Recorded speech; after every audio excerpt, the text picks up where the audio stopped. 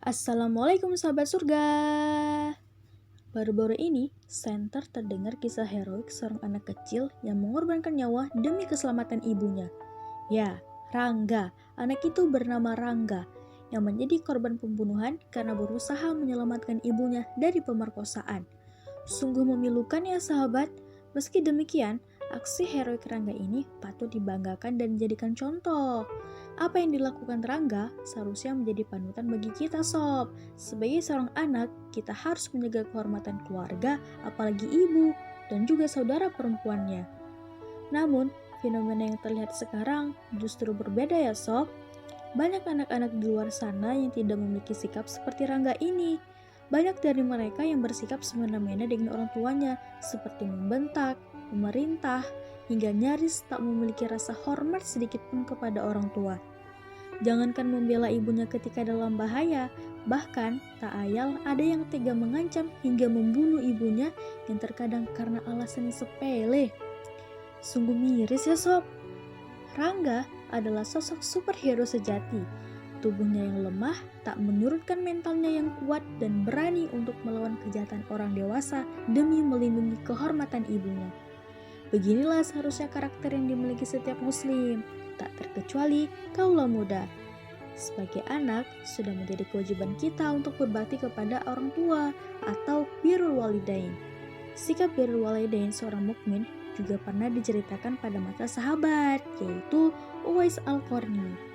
Beliau adalah pemuda miskin yang mengidap penyakit sopak dan hanya hidup berdua dengan sang ibu yang sudah tak mampu lagi untuk berjalan. Tak pernah terbesit sedikit pun rasa lelah di hatinya ketika merawat sang ibu. Justru, Uwais mampu mewujudkan impian ibunya yang hendak berhaji.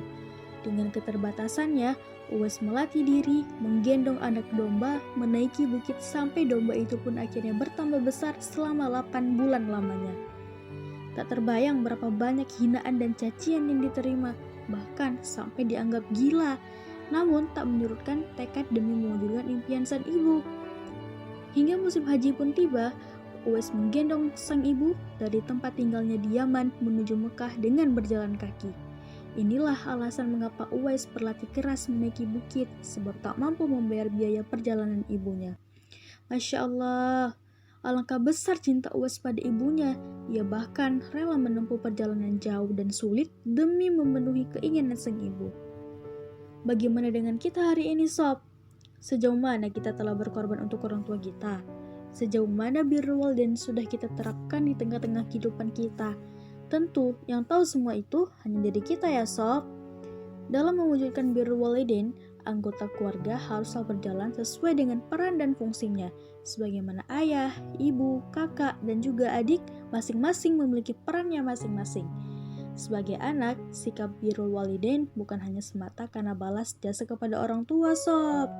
Namun, kesadaran akan ketakwaan kepada Allah lah yang mendorong kita untuk menjadi anak yang baik dan berbakti. Takwa adalah kunci kesuksesan hidup dunia akhirat. Dan takwa hanya dapat diraih dengan belajar dan kesungguhan untuk merubah diri menjadi individu yang lebih baik. Ketakwaan individu ini juga tidak lepas dari peran negara sob. Negara berkewajiban memberikan pendidikan Islam yang bagus dan gratis nih bagi setiap orang.